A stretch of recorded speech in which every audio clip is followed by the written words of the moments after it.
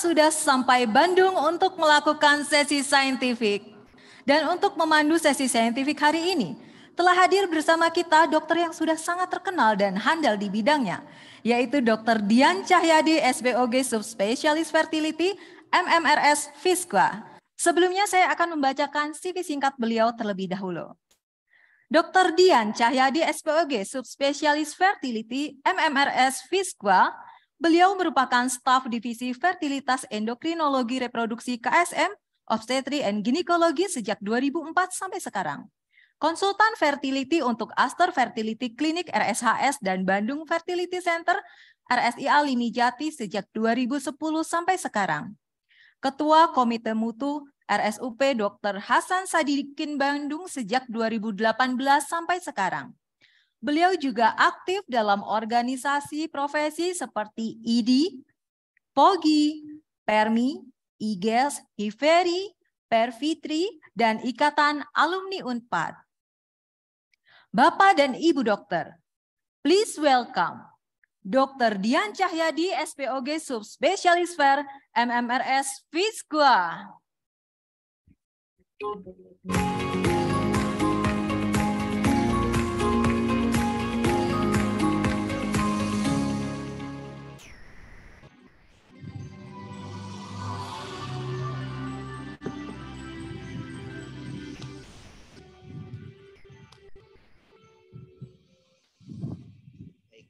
Bismillahirrahmanirrahim. Assalamualaikum warahmatullahi wabarakatuh. Namo Buddhaya, Om Swastiastu. Salam kebajikan, salam sejahtera untuk kita semua. Senang sekali pagi ini saya bisa bertemu dengan Bapak-Bapak Ibu sekalian, baik yang bergabung secara daring maupun luring. Di sini sudah hadir di Hotel Trans perwakilan dari Makassar. Dokter, selamat datang. Kemudian juga dari Palembang, Jogja, Surabaya, hampir seluruh Indonesia nih hadir bergabung ya. Juga saya ingin menyapa teman-teman yang sudah bergabung di Zoom. Ini tadi sebelum acara kita cek sudah sampai 200 lebih pesertanya ya. Kita berikan tepuk tangan dulu semua untuk partisipasi kita semua. Baik, Bapak Ibu sekalian, hari ini kita akan membahas satu materi yang sangat menarik, yaitu peran dari vitamin D. Nanti ada dua bagian. Bagian pertama kita akan bahas peranannya untuk kehamilan. Dan bagian kedua adalah untuk kelainan-kelainan ginekologi dan infertility.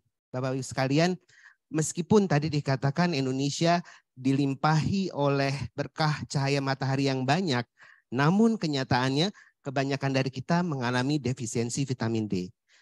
Satu survei yang kami lakukan untuk pasien infertilitas di Bandung, itu 67% menderita defisiensi, bahkan severe defisiensi. Sedangkan 29% mengalami insufisiensi. Jadi agak aneh juga ya, kenapa ini bisa terjadi seperti itu. Nah, nanti kita akan elaborasi masalah tersebut oleh dua pakar kita yang akan menyampaikan permasalahan peran vitamin D dalam kehamilan dan juga dalam masalah kelainan-kelainan ginekologi. Baik, untuk menyingkat waktu, pembicara pertama, saya akan bacakan CV-nya terlebih dahulu. Yang terhormat Dr. Med. Dr. Damar Prasmusinto, SPOG Subspesialis Konsultan Fetomaternal. Beliau sudah sangat terkenal di kancah nasional maupun internasional. Beliau menyelesaikan pendidikan dokter di Fakultas Kedokteran Universitas Indonesia Jakarta pada tahun 1990. Kemudian menyelesaikan pendidikan dokter spesialis obstetri dan ginekologi di Fakultas Kedokteran Universitas Indonesia Jakarta. Dan pada tahun 1999 mengikuti kursus biologi reproduksi dan ilmu kedokteran di Geneva University, Swiss. Dan menyelesaikan program doktoral di Universitas Bonn, Jerman tahun 2003 dan menyelesaikan pendidikan konsultan fetomaternal di Fakultas Kedokteran Universitas Indonesia. Saat ini beliau bekerja sebagai staf di Divisi Maternal Fetomaternal Departemen Obstetrik dan Ginekologi Fakultas Kedokteran Universitas Indonesia, RSCM Jakarta. Juga sebagai ketua kelompok kerja screening neonatal hypothyroidism di RSCM Jakarta dan sebagai Ketua Komite Medis Rumah Sakit Ibu dan Anak Brawijaya Antasari Jakarta. Kepada yang terhormat Dr. Damar, kami persilahkan untuk bergabung.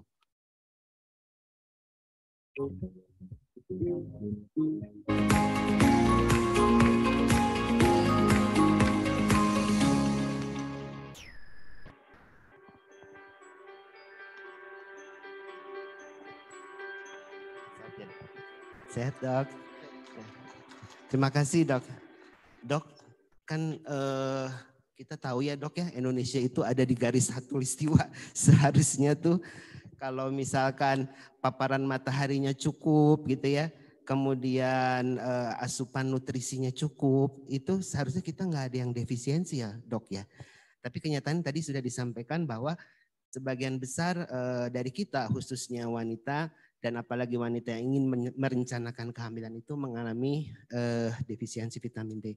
Nah, kami mohon kesediaan dokter untuk bisa menjelaskan, Dok, kepada kami apa peranan dari suplementasi vitamin D dan juga apa dampak dari kekurangan vitamin D terhadap kelainan-kelainan yang berkait dengan kehamilan. Terima kasih, Dok. Ya, baik, terima kasih dokter atas kesempatannya. Saya berdiri aja ya. Silakan, Dok. Assalamualaikum warahmatullahi wabarakatuh, Ibu dan Bapak semua. Pertama-tama saya ucapkan terima kasih kepada POGI Jawa Barat atas kesempatan saya berdiri di sini dan juga Daria Varia. Jadi kalau diri di depan dokter-dokter ini kan mayoritas Jawa Barat ya, dokter-dokter Jawa Barat ini saya jadi terkenang 12 tahun yang lalu saya juga berdiri di depan dokter-dokter Jawa Barat. Waktu itu setelah selesai bicara, Ketua POGI Jawa Barat, Dr. Udin, tanya saya, dokter kapan bicara lagi di Bandung?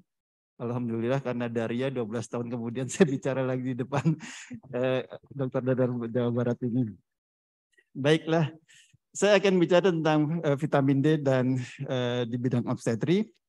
Jadi kalau dulu kan kita taunya itu vitamin D bermanfaat buat biasanya keropos tulang, terus apa penyakit rickets. Saya tahunya cuma itu dulu waktu di SD juga di SMA belajarnya tentang itu. Tapi sekarang ternyata nggak cuma itu dan ternyata menambah hampir seluruh kelainan yang ada pada manusia itu berhubungan dengan vitamin D. Sekedar mengingatkan kembali dan ini juga mungkin nanti bisa sedikit menjelaskan kenapa sih tadi kan ditanya sama Dr. Dian kok orang Indonesia kayak matahari tapi banyak yang defisiensi juga dan nanti kira-kira bisa mungkin sedikit bisa menjelaskan. Jadi kita tahu bahwa sumber vitamin D itu jadi D3 ini sebetulnya ada dua yang paling banyak sebetulnya dari ini sini 7 dehidrokolesterol yang ada di kulit ya. Di kulit jadi ini provitamin D dengan bantuan ultraviolet nanti akan menjadi vitamin D dan juga dari makanan. Nah ini salah satu trik. Jadi kalau yang ini mungkin kurang kita bisa tambahkan dari sini. Dan nanti vitamin D3 ini, provitamin D3 ini kemudian akan ditransfer ke hati. Nah di sini lihat ada vitamin D binding protein dan albumin. Jadi nanti ini juga jadi saya harus jelas ini karena ini berhubungan juga ternyata dengan metabolisme vitamin D tersebut. Kemudian di hati nanti dengan ada 25-OHC ini, CYP2R1 ini akan dirubah menjadi 25-OH-D3. Kemudian nanti dia dibawa ke ginjal dan di ginjal nanti itu yang di prorenal itu paling banyak di situ ada enzim CYP27B1. Nah, enzim CYP27B1 ini akan mengubah 25-OH-D3 menjadi bentuk aktifnya yaitu 125-OH2D3. Sebetulnya yang aktif itu yang ini. Jadi harusnya kita ngukur ini. Cuman ternyata ini waktu paruhnya pendek sekali. Jadi kita nggak bisa ngukur ini. Kita ukur yang ininya jadinya. Biasanya kita semua tahu dari ini. Jadi ini kira-kira 25-OH-D3 ini diukur. Terus nanti hasilnya berapa. Tapi sebetulnya itu tidak real. Yang real itu yang ini. Nanti dia akan beraksi di target organnya. Nah, saya bicara tentang CYP27B1 dulu. Ini suatu sitokrom di mitokondria. Jadi dia banyak di ginjal. Biasanya di situ dia di ginjal dia tempat menjadi perubahan tersebut, perubahan 25 OH tadi menjadi 125 menjadi bentuk aktif dan dia juga banyak ditemukan di plasenta, ya. Jadi ini dua ini yang sering dianggap paling tinggi menghasilkan 125 OHD3 itu. Jadi di ginjal dan di plasenta. Jadi nanti juga plasenta ada kaitannya dengan kehamilan. Tapi ternyata nggak cuma itu. Jadi di makrofag juga ternyata yang ekstrarenal selain dan ekstraplasenta, selain mereka ada di makrofag juga. Dia produksi juga. Produksi 125 vitamin D3 tadi itu. Dan di makrofag ini dilihatnya dari ini. Jadi kalau misalnya pada pasien sarkoidosis ternyata makrofagnya itu terjadi hiperkalsiuria dan hiperkalsemia karena dia memproduksi lebih banyak 125 itunya.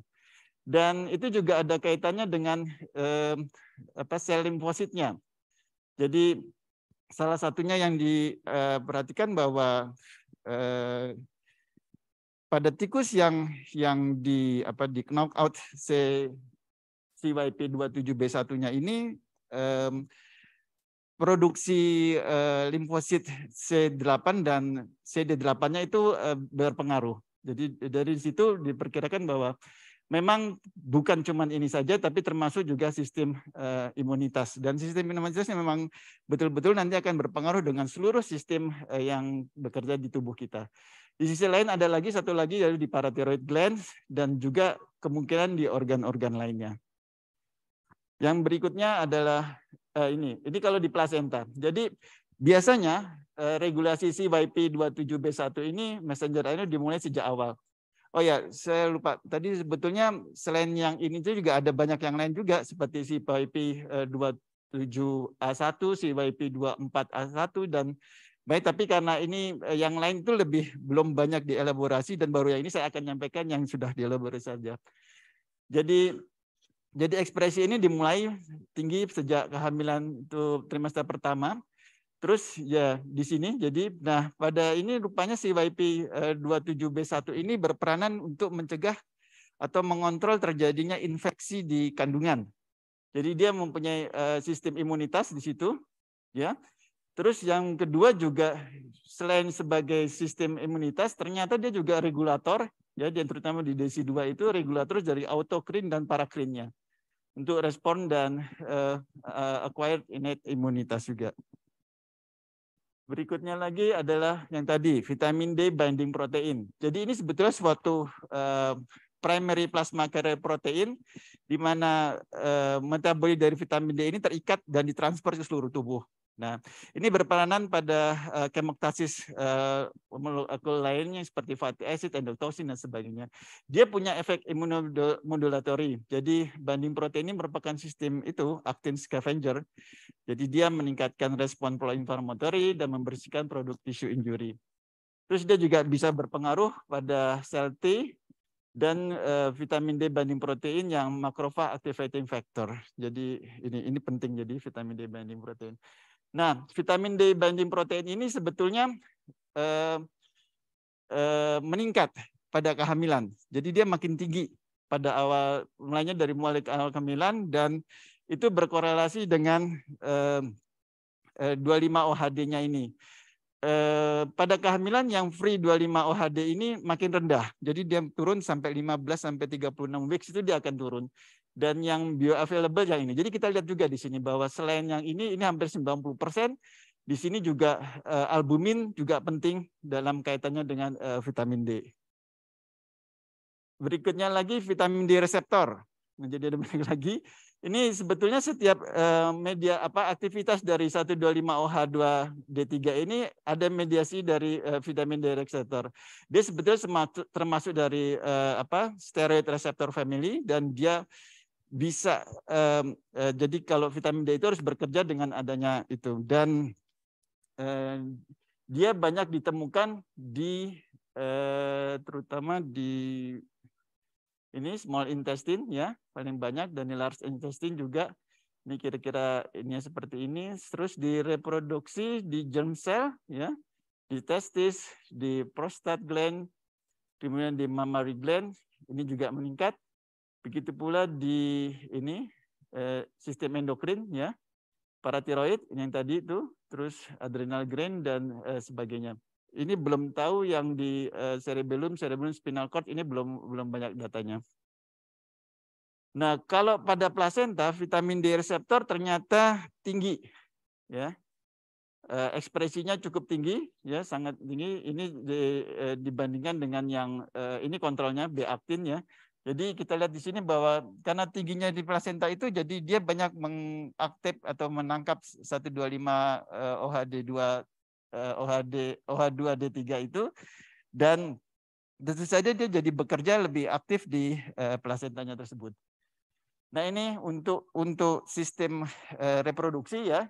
Jadi kira-kira resumenya begini, di ovari itu ada vitamin D reseptornya, kemudian ada CYP27B1, dan ada di sini terbentuk sintesis vitamin D, kemudian di endometrium juga sama, di plasenta juga banyak ditemukan, di makrofag, di neutrophil killer cell, di B cell dan dendritic cell dan sebagainya.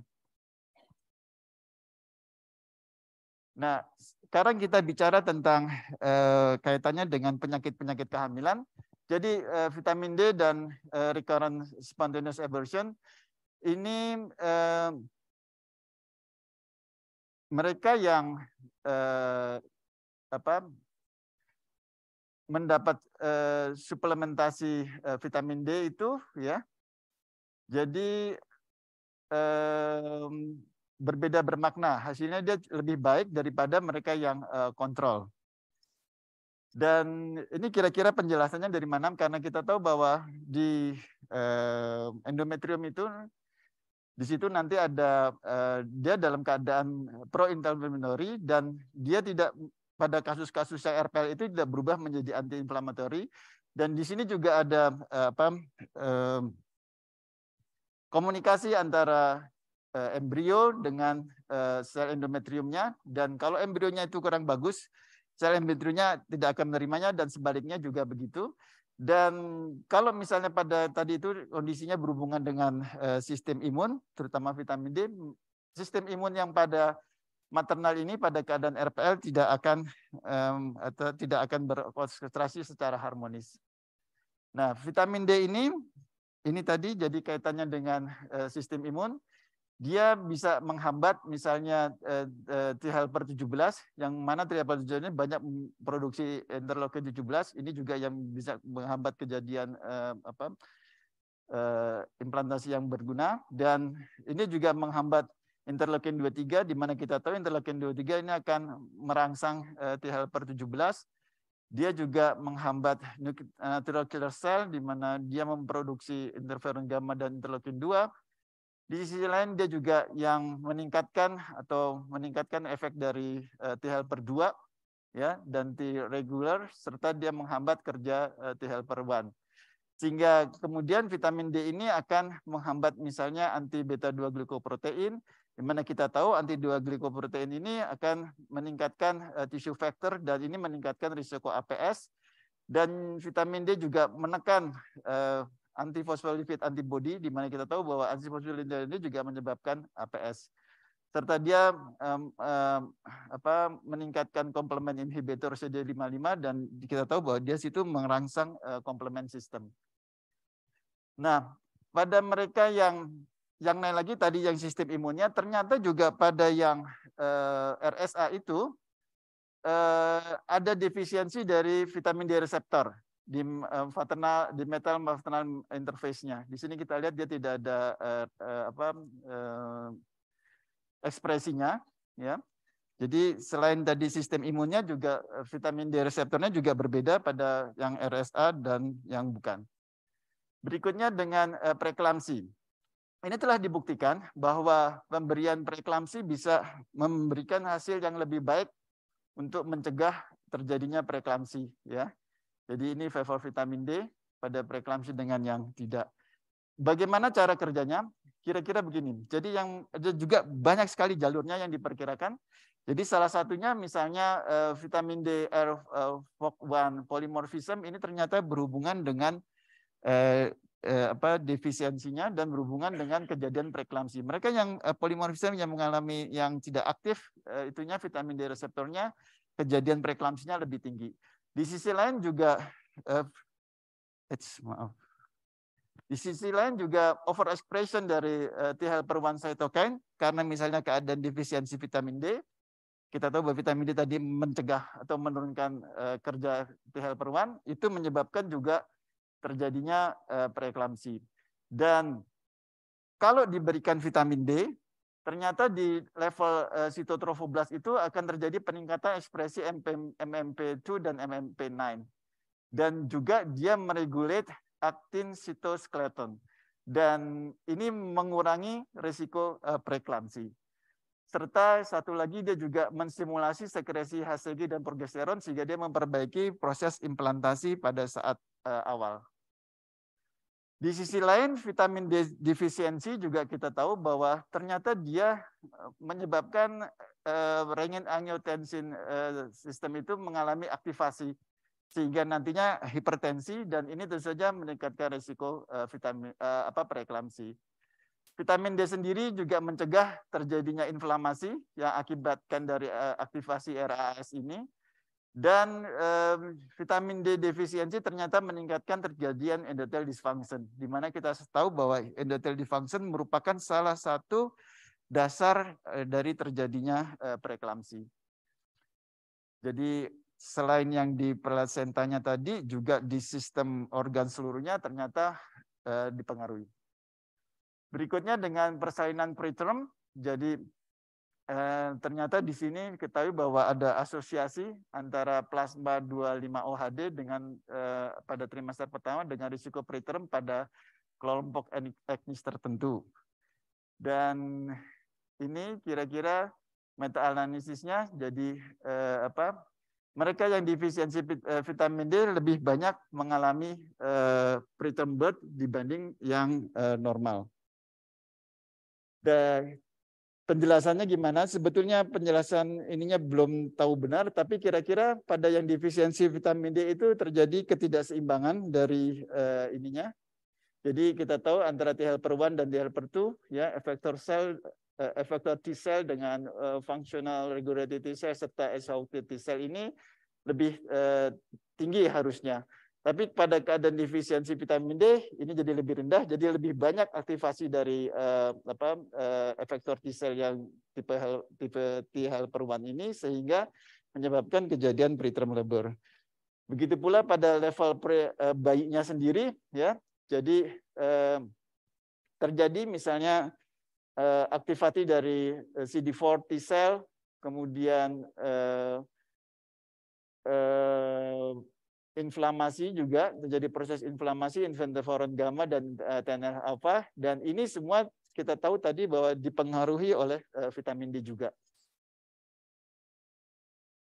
Kemudian yang berikutnya dengan diabetes mellitus gestasional. Ini juga sama. Jadi kita tahu bahwa insufisiensi vitamin D ternyata meningkatkan risiko diabetes gestasional sampai hampir 1,5 kali lipatnya, ya.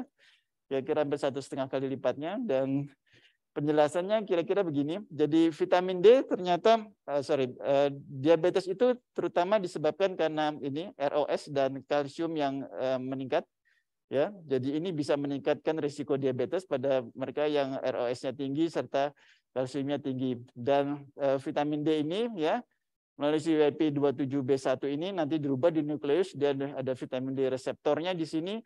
Dia akan mengaktifkan ini mitokondrial protein meningkat, antioksidan meningkat, L-type kalsium 2 channelnya menurun, PMCA meningkat, NX1 meningkat, kalbindin meningkat, ya. Jadi ini diatur protein-protein ini diatur oleh vitamin D. Dan ini juga menyebabkan berbagai histone demetylase terjadi dan mengalami demetylase dan kemudian keluar methyl groupnya di sini. Dan kita lihat kalau pada pemberian vitamin D nanti ini antioksidannya akan menurun, jadi akan ditekan dan dia akan meningkatkan kerja fatty acid di mitokondria si kalsiumnya ini, dan vitamin D ini akan mencegah influx kalsiumnya ini sehingga nanti kalsiumnya ini menurun dan vitamin D meningkatkan kalbindin sehingga dia mengikat kalsium ini sehingga risiko diabetes akan menurun. Dan sekarang tentang panduan penata laksanaannya bagaimana? Jadi yang pertama bahwa memang agak ada kesulitan berapa sebetulnya jumlah vitamin D yang dianjurkan untuk mencegah terjadinya komplikasi pada kehamilan. Sebetulnya kesulitan itu karena definisinya berbeda-beda ya. Jadi kalau kayak WHO anjurkan lebih dari 50, kalau misalnya IOM Amerika ini lebih dari 30 yang disebut sebagai defisiensi. Dia ada yang 75, NICE lebih dari 30, terus rekomendasinya juga beda-beda. Jadi ada yang 200, ada yang 600 sampai 1000 dan sebagainya. Ini dosis suplementasi ya, tapi ya bukan dosis terapeutik. Sedangkan ada satu penelitian dari Hollis di tahun 2012. Jadi ternyata pemberian yang dianggap aman dan efektif serta mencukupi untuk ibu hamil dan neonatal itu pada level 4.000 ya. Jadi yang ini level 4.000 ini dianggap yang paling baik. Di sini kita lihat 4.000 dibanding 2.000 berbeda pada tiap trimester. Ya, dari 12 weeks, 16 weeks, 20 weeks, 24 weeks dan seterusnya. Ya, jadi hasilnya memang lebih baik kalau diberikan dalam jumlah 4.000 international unit. Vitamin D dengan preeklamsi, jadi kita tahu bahwa suplementasi vitamin D itu sebaiknya diberikan sejak awal dari kehamilan karena dia akan menurunkan risiko. Terus juga ada satu penelitian bahwa insidensnya itu tinggi kalau kadar vitamin D-nya kurang dari 25. Dan paling rendah risiko preeklamsi kalau kadarnya dia sampai 75 nanomol. Terus ini penelitian lain dari Olsen. Dia kasih 2.500 ini dengan mineral dan pest control dibanding dengan yang kontrolnya akan menurunkan insiden preeklamsi sampai 31,5%.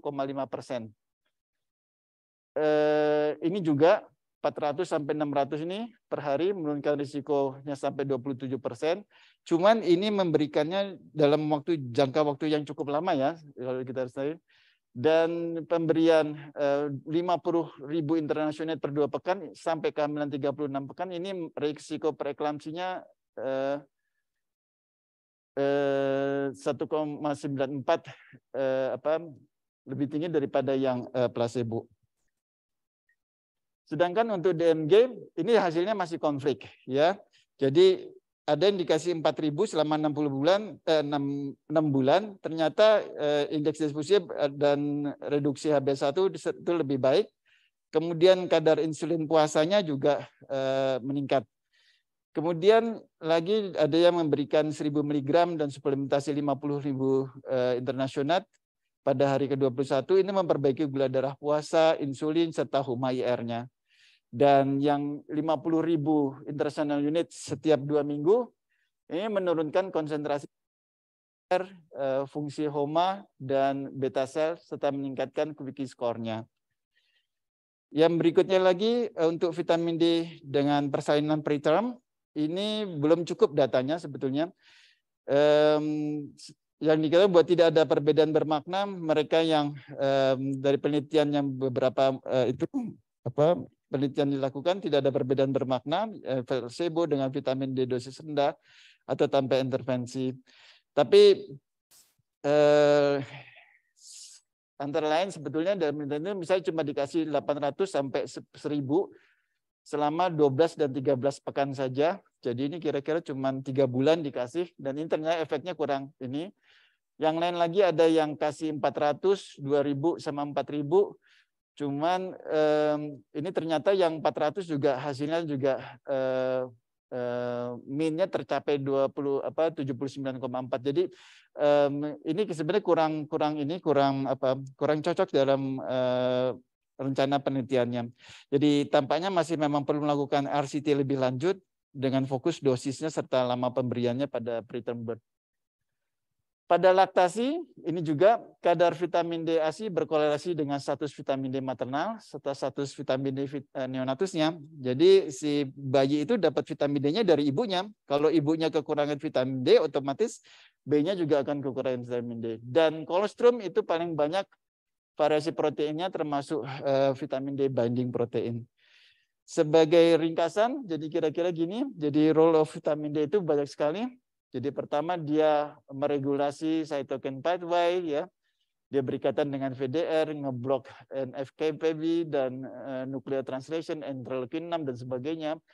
Dia juga mengatur sistem imun, jadi proses adaptif imun dan proses innate imun juga diatur oleh dia, dan dia mengatur internal secretion seperti kalsium, kemudian peningkatan VEGF, sintesis dari human placental lactogen, human coronary gluten, serta dia meregulasi dari fungsi plasentanya. Jadi kalau mereka yang abnormal vitamin D, ini bisa gestational diabetes, hipertensi dan kehamilan, stillbirth, spontaneous abortion, preterm birth, serta pada janin bisa menyebabkan IUGR, SGA, dan low birth weight. Demikian yang bisa saya sampaikan, mudah-mudahan bisa menambah wawasan kita semua. Terima kasih, saya kembalikan kepada moderator. Terima kasih, kita berikan tepuk tangan untuk Dr. Damar ya. Penjelasannya sangat jelas, jadi ternyata manfaat vitamin D itu more than just osteoporosis and rickets ya dok ya. Hampir semuanya kayaknya dari mulai kehamilan sampai akhir preeklamsi, diabetes mellitus, semuanya terkait dengan defisiensi vitamin D. Sepertinya nanti ke depannya vitamin D jadi screening rutin untuk yang mau hamil ya dok ya. Karena ini nampaknya sangat berpengaruh. Baik, terima kasih sekali lagi Dr. Naman untuk presentasinya. Selanjutnya saya akan lanjut ke pembicara kedua. Profesor Dr. Tono Juwantono, subspesialis SPOG, subspesialis VRMKes. Saat ini beliau duduk sebagai guru besar di Divisi Reproduksi Endokrinologi and Fertility di Departemen Obstetrik dan Ginekologi Pajajaran University Hasan Sadikin Hospital Bandung. Kiprahnya sudah sangat dikenal baik di dalam maupun di luar negeri. Karya ilmiahnya banyak tersebar di berbagai jurnal bereputasi internasional. Untuk organisasi dan profesi yang di dalam negeri, beliau duduk sebagai pengurus di POGI Indonesia dan Jawa Barat, kemudian di PERMI, di IGES, di HIVERI, dan di PERVITRI. Sedangkan di tingkat internasional, beliau merupakan anggota aktif dari ESRE dan International Society Fertility Preservation serta American Society for Reproductive Medicine atau ASRM. Dengan hormat kami persilakan Dr. Tono, Prof. Tono untuk bisa bergabung bersama kami. Tepuk tangan ke Prof. Tono.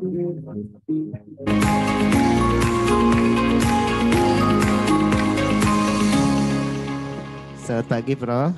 Pagi, saya loncat langsung karena minum vitamin D. Jadi Prof sudah minum vitamin D ya. Baik, Prof, ini saya agak-agak tertarik dengan judulnya nih dok, The Pleiotropic Effects.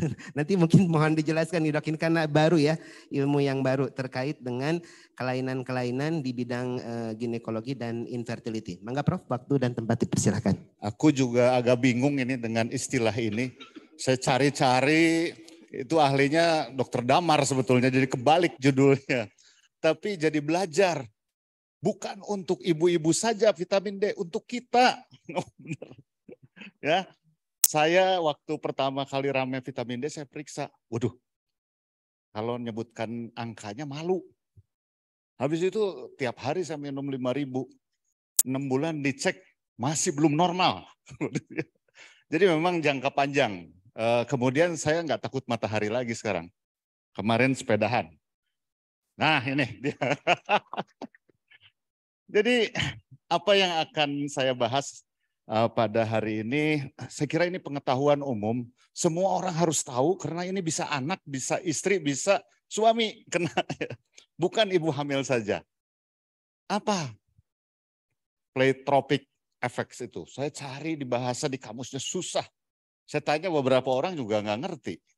Dan pembahasan kedua adalah PCOS, endometriosis, uterine fibroid, bagaimana suplementasinya dan terapinya. Tadi Dokter Dian harus diperiksa. Saya waktu itu semua wanita hamil saya periksa vitamin D. Sudah hampir 1.000 lebih. Itu 97% nanti datanya ada defisiensi atau insufisiensi. Sehingga cut karena mahal. Sekitar 700-800 ribu pemeriksaan vitamin D. Akhirnya saya suplementasi. Kasih hampir semua yang terutama berisiko. Dan infertility, tadi Dokter Dian sudah mengatakan data kita sudah firm. Oleh karena itu kita lihat mau apa sikap kita, pleiotropik itu ternyata ada satu lokus gen yang diduduki oleh reseptor vitamin D, kemudian dia berefek kemana-mana. Jantung, pembuluh darah, kemudian imun sistem, endokrin sistem, termasuk ke susunan saraf pusat. Saya bukan mau mengatakan orang yang sepedahan ini gangguan sesuatu ya, karena dia tunjuk matahari, mataharinya nggak ada. Ya, jadi bukan mengatakan itu gitu ya. Namun inilah kita pleiotropic effect itu jadi satu kondisi yang dapat dimiliki banyak fenotip. Apa kondisinya? Vitamin D reseptor. Ada di mana-mana. Ini boomingnya itu tahun abad ke-20 sebetulnya. Gara-garanya itu ditemukan vitamin D reseptor. Kita banyak teliti, termasuk tadi Pak Ketua POGI, Dr. Sony baru lulus. Wah, dengan predikat yang sangat memuaskan, memeriksa otot ya. Otot dasar panggul hasil operasi prolapsus uteri. Yang disuplementasi dan tidak. Ternyata menurunkan angka rekarensi ya dari prolapsus uteri. Tepuk tangan gitu. Ya, dan ini kalau kita lihat imun sistem. Kemudian dari Human Genome Project sudah lebih dari 100.000 human gene yang kita ketahui. Apa yang terjadi? Ternyata vitamin D itu 3% dia dipengaruhi oleh vitamin D dari seluruh tubuhnya itu. Oleh karena itu ini bukan urusan pasien kita, ibu hamil dan infertility, tapi urusan kita juga. Karena ke jantung. Itu kalau kita searching vitamin D dengan jantung, vitamin D dengan ginjal, semua ada hubungan. Oleh karena itu menjadi booming penelitian saat ini di internasional. Nah ini kita lihat, kalau kita lihat pada endokrin system, kemudian pada imun sistem, COVID menaikkan vitamin D beratus-ratus%. Ya, oleh karena itu semua pabrik obat bikin vitamin D. Kita tepuk tangan buat Daria yang sekarang launching 2000. Nah, ini kolon, cancer. Hubungannya dengan cancer jelas betul. Di dalam pathway-nya nanti kita lihat. Kemudian juga hipertensi, diabetes tadi Dokter Damal, apalagi orang kehamilan. Termasuk yang tadi, pada ini otak ya, schizofren ya. Saya bukan mengatakan tadi yang naik sepeda schizofren, bukan yang nunjuk-nunjuk itu ya. Jadi sama sekali bukan gitu ya. Tapi kalau kekurangan vitamin D akan menyebabkan itu. Gitu. Ya, kemudian Dokter Dian tadi ini dulu selalu vitamin D itu ke kalsium, rickets. Jadi sejarahnya nih, anak yang tinggal di kota lebih banyak penyakit rickets di Inggris dan Vienna karena kurang paparan sinar matahari, diduga waktu itu. Tadi ahli biokimia dua-dua ternyata disembuhkan oleh ikan kod yang mengandung banyak vitamin D ternyata. Kemudian baru strukturnya ditemukan 28 oleh gurunya Pak Damar nih di Jerman. Kemudian di Amerika ditemukan hubungan antara vitamin D kanker dan 2017 kalau kita lihat jurnal mengatakan dunia ini pandemi vitamin D. Itu kalau baca searching itu keluar nanti tiap negara ada. Australia, Indonesia, berapa vitamin D-nya rata-rata orang-orang di situ diperkirakan, ya. Itu datanya ada. Oleh karena itu betul nggak pandemi? Saya baca-baca jangan-jangan standarnya yang salah. Ini yang kita juga pertanyakan. Meluas termasuk kita di reproduksi. Kita bahas reproduksi aja ya. Nah ini. Sehingga kita, Dokter Dian, Dokter Sony, di tiap divisi fetomaternal banyak mengembangkan penelitian. Kita sudah meneliti endometriosis PCOS, sudah dipublish. Ya, ya sudah dipublish pada MIOM juga. Nah, ini pengarangnya ada di sini. Ya, nanti tolong kalau ada pertanyaan MIOM dijawab ya. Dokter siapa? Arya Maksum. Jadi kalau lihat pompa bensin ada Maksum itu punya beliau lah semua.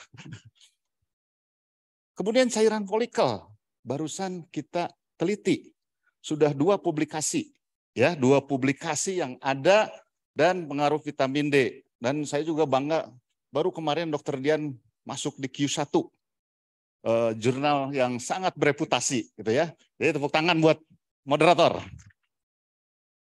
Nah ini Dokter Arta sekarang diteruskan. Dokter Arta juga meneliti ternyata vitamin D itu di cairan folikel itu yang bekerjanya itu yang bebas, yang free. Dan itu cuma 2,5 atau 3% dari vitamin D yang kita ukur sebelumnya pada jurnal ini yang kita publish baru tahun 2022. Ini Dokter Kristo. Efek saya ambil sel cairan folikel, kemudian diukur kadar vitamin D dibandingkan dengan darah, kemudian diukur keberhasilannya. Nah, ini penelitian yang akan merubah temuan baru dari Dokter Kristo itu karena kita waktu itu melihat masih banyak kalau bias. Kalau orang kan biasnya banyak. Matahari kena enggak, makanannya kita enggak tahu, enggak bisa. Tikus. Kita ambil tikus. Tikus ini kita rusak.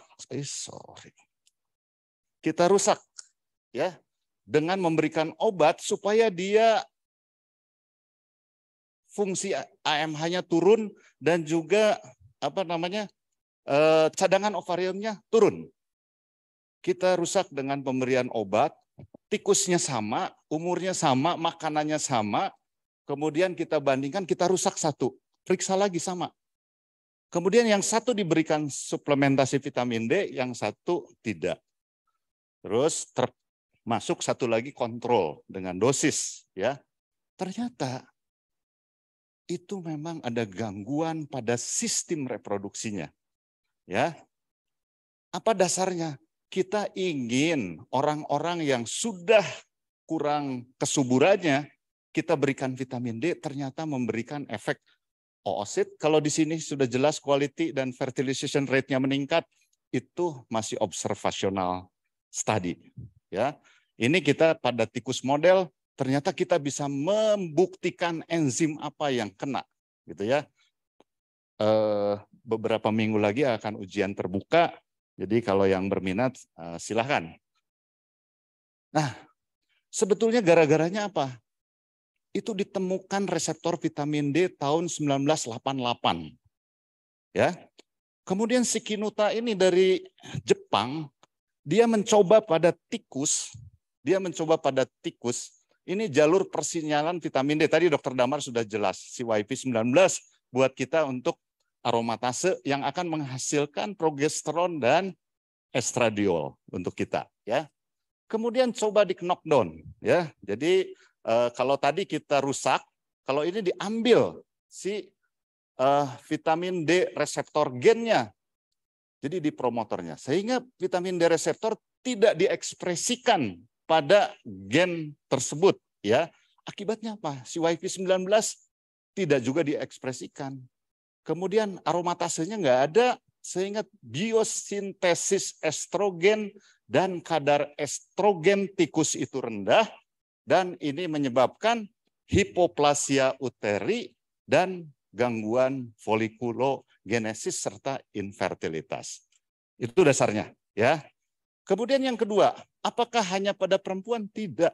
Tikus laki-laki kita lihat. Tikus laki-laki kita knockdown juga, bukan kita, Kinuta ya. Kinuta tahun 2000 nih. Ini sebetulnya menjadi pangkal tolak penelitian di reproduksi banyak sekali ya si Kinuta ini.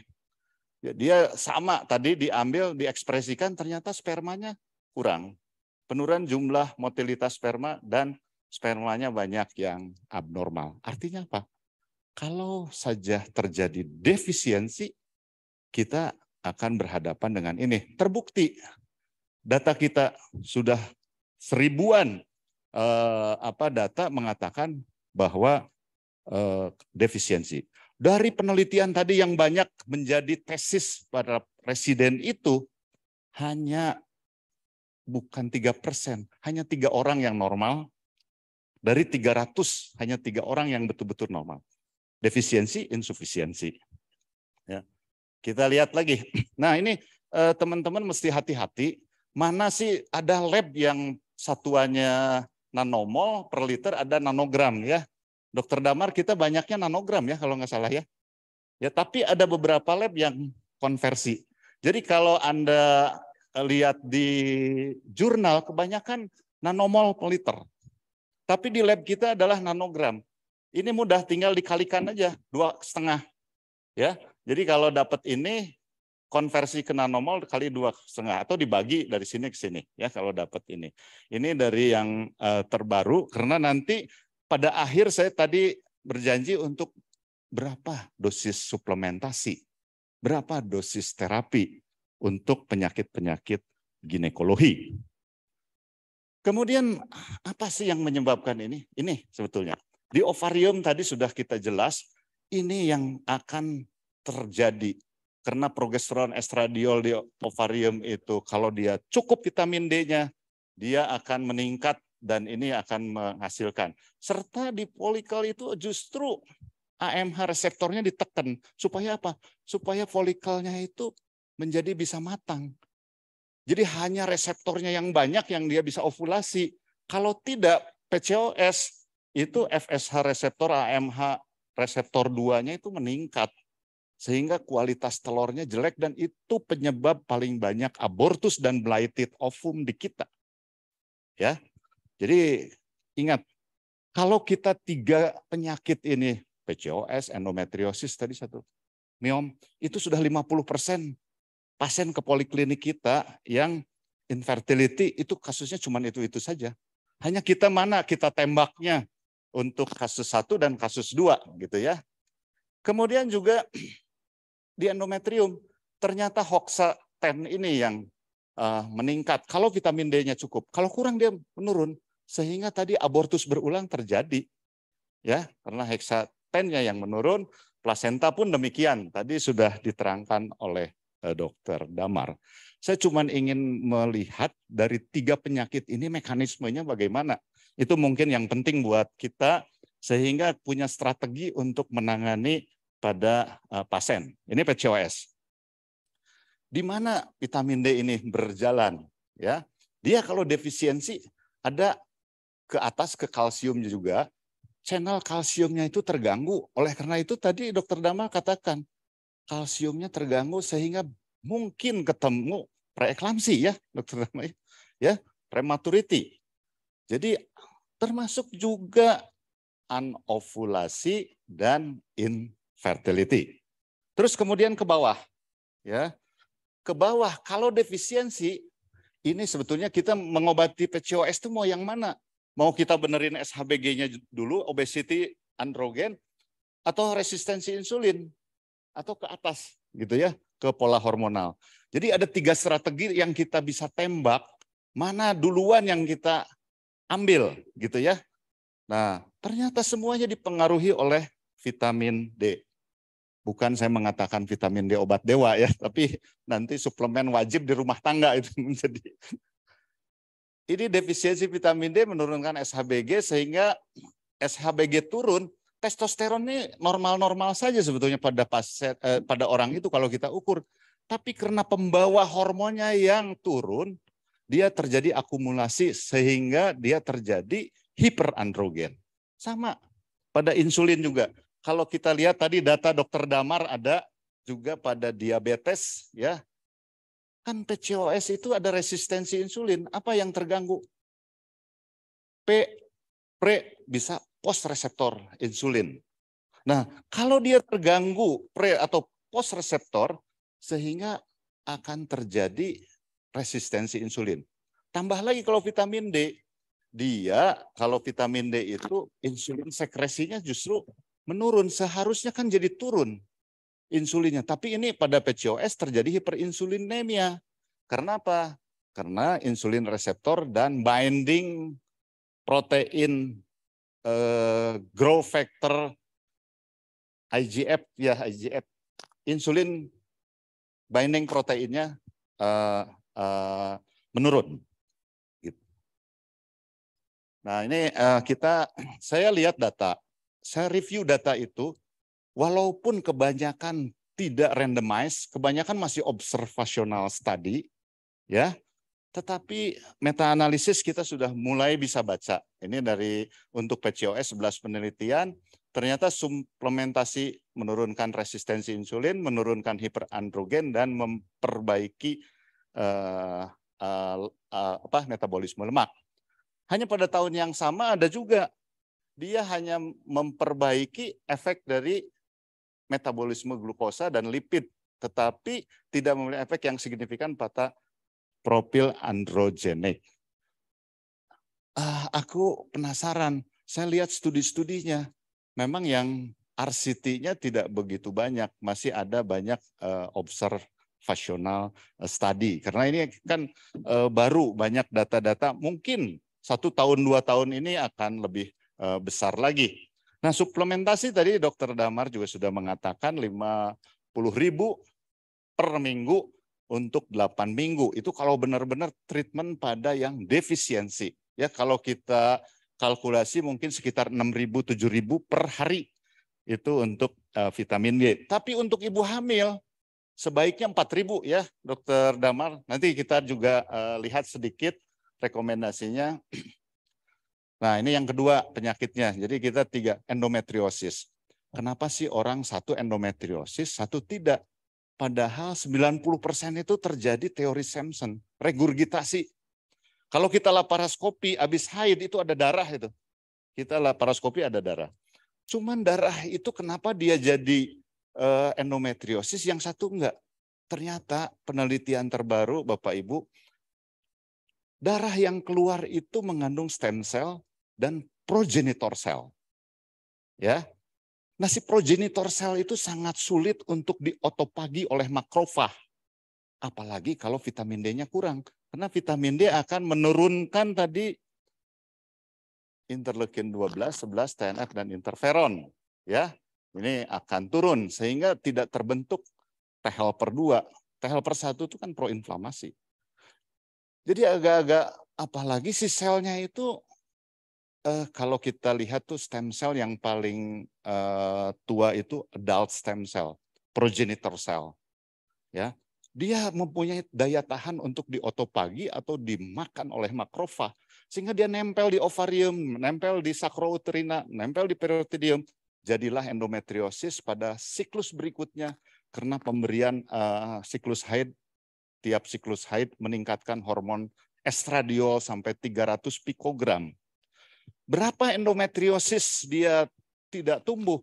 Kalau kadarnya itu di bawah 50 pikogram. Selama di atas 50 pikogram, dia akan terus tumbuh. Oleh karena itu, endometriosis penyakit seumur hidup selama ada ovarium. Nah, tujuannya terapi seperti apa? GnRH0 lah. Ya, di sini Daria juga punya obatnya ya, GnRH0. Dia tekan 1 kali pengobatan flare up dulu, 2 kali itu udah antara 40-60 kadar estradiol sehingga dia termaintains ya. Jadi kalau di bawah 30 dikurangi, osteoporosis lah terjadi. Jadi kita bagaimana mengobati itu supaya tidak efek terapinya dapat, tapi kelebihannya juga enggak menyebabkan ini ya. Nah, ini juga sistem imun terjadi. Jadi yang menjadi masalah adalah ini ya, makrofag tadi yang Dokter Damar juga ceritakan. Dia tidak mampu memakan, tidak mampu autofagi. Sehingga dia lesi endometrium tumbuh terus, kemudian menjadi kista atau juga deep infiltrating endometriosis. Ini datanya kita lihat semua kadar, saya ambil systematic review semua karena ini adalah ulasan-ulasan dari N-nya yang cukup besar, karena sekali lagi juga masih banyak yang observational study. Kekuatan meta-analisis belum begitu kuat karena masih jarang yang randomized control trial. Ya, kalau kita lihat hierarki dari kekuatan evidence ya seperti itu.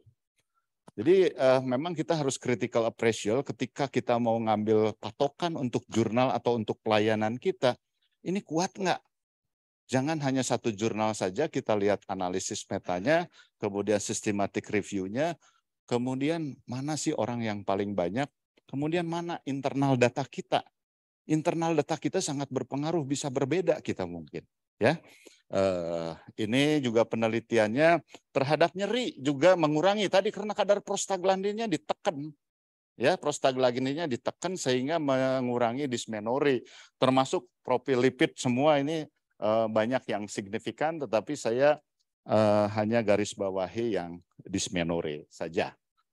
Kemudian ini pada miom, ya, Dokter Arya, kalau ada pertanyaan nanti tolong dijawab ya. Dokter Arya sudah meneliti kenapa sih dia ada dua efek ya.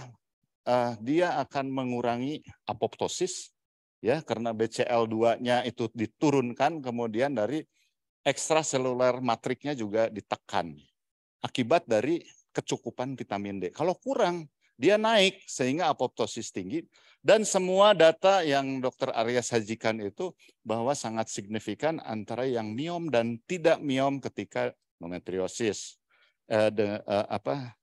Pemberian vitamin D. Demikian juga yang endometriosis, demikian juga dengan PCOS. Pada penelitian-penelitian kita semua, nah sekarang diperdalam lagi, masuk ke gen, ya masuk ke gennya apa gitu penyebabnya. Kemudian saya praktisi, jadi kalau soal gen ini kurang paham betul gitu ya. Betul-betul saya seorang praktisi. Jadi kadar vitamin D pada wanita dengan mioma signifikan lebih rendah dibandingkan tanpa mioma. Ini memang semua penelitian review menunjukkan ke arah sana. Ya, jadi vitamin D ini sangat penting. Kemudian efek suplementasi pada mioma uteri tadi juga sama. Kalau mau cepat dalam 12 minggu kita nggak punya yang besar-besar amat. Ya, jadi kalau Daria punya berapa 2000 ya, mungkin 3 kali 1 bisa. Saya tanya dengan Dokter Damar, kapan sih kalau dosis tunggal diberikan? Siang ya Dokter Damar ya, vitamin D diberikan siang. Termasuk matahari itu saya udah pelajari matahari paling cocok tuh kapan gitu ya. Ada yang bilang jam 11, ada yang bilang jam 10. Kalau jam 11 nanti mendingan suplementasi atau makan vitamin D daripada kepanasan kalau Dokter Anari Tonga itu. Ya, karena sangat menjaga sunscreen-nya gitu. Kemudian ini. Nah, lalu sikap kita bagaimana? Apakah kita terapeutik atau profilaktik? Kita sudah saatnya memberikan perlindungan pada pasien-pasien kita yang menderita resiko abortus. Takut abortus berulang, suplementasi vitamin D. Kemudian ada infertility. Saya sudah mulai rutin memberikan 2000 vitamin D tanpa diperiksa karena data kita sudah cukup. Gitu ya, dasarnya itu. Ya. Tapi diberitahu, Anda saya nggak periksa, kecuali mau diperiksa silahkan untuk mengetahui. Tapi 800.000 lah cukup lumayan lah. Maka ditawarkan, oh enggak, udah nggak ada ruginya ternyata. Karena nanti efek toksis dan itu jarang sekali terjadi pada vitamin D. Tapi kalau dia defisiensi, ruginya lebih banyak. Ya, sistem imun ini apakah profilaktik atau terapeutik. Kemudian ini dari semua jurnal macam-macam karena definisinya juga rekomendasi macam-macam. Himpunan endokrinologi beda. Kemudian yang penyakit dalam beda. AOKOG beda. Kemudian RCOG juga beda, tapi bedanya tipis-tipis sih sebenarnya, tidak ada yang ini. Nah, untuk profilaksis cukup ini, ya. Jadi 1.000, kita kan di sinilah, pasien-pasien kita rata-rata ya, 1.000, 2.000, ya, 4-6 minggu, cukup. Tolerable sampai 4.000.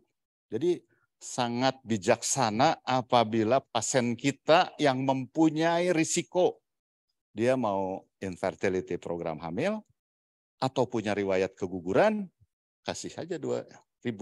Atau anak-anak kita. Gadis-gadis jangan sampai nanti infertility ya. Sekali-kali cek vitamin, kalau anak kita cek vitamin D-nya sekali-kali. Sehingga kita bisa starting point-nya kita bisa ukur. Di mana kita berhadapan. Karena sama sekali tidak nyangka orang-orang sehat-sehat itu kok vitamin D-nya rendah gitu ya. Orang hamil coba, nggak nyangka gitu, 9, 10 gitu kan. Nggak nyangka banget gitu ya. Oleh karena itu untuk terapi ini ya kalau memerlukan 50.000 dalam 2 minggu memang harus 6.000, tapi untuk wanita hamil ini kita tracking ini wanita hamil pasien yang ada di Limiati kemarin itu ingin lihat pasien-pasien kita tuh sebarannya bagaimana, padahal termasuk rumah sakit yang kelas yang atas di Bandung gitu ya. Ternyata yang defisiensi banyak ya, insufisiensi dan sufisiensi, yang normalnya sedikit banget gitu ya. Oleh karena itu dengan data-data ini, kalau misalnya kita periksa dan status vitamin D, ada algoritma.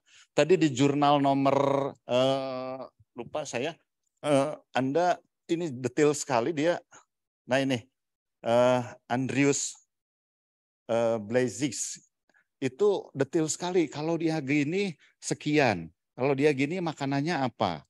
Anda silahkan ya, kalau perlu jurnalnya nanti minta sama panitia, nanti saya kirim ke panitia untuk melihat algoritma yang ada, karena dia khusus melihat algoritma kebingungan orang-orang mau dikasih dosis berapa di dunia ini. Ya, terakhir saya terima kasih dan selamat untuk Daria Varia yang sudah launching 2.000 international unit vitamin D. Nah, ini untuk menambah hasanah buat kita. Ke depan mungkin saya berharap 4.000 sudah diusulkan untuk dibuat. Kemudian juga yang paling penting juga karena sumbernya tadi melalui makanan, intake, dan matahari. Matahari cukup penting, oleh karena itu kita harus bersahabat dengan matahari. Terima kasih. Wassalamualaikum warahmatullahi wabarakatuh. Terima kasih Prof. Tono. Tepuk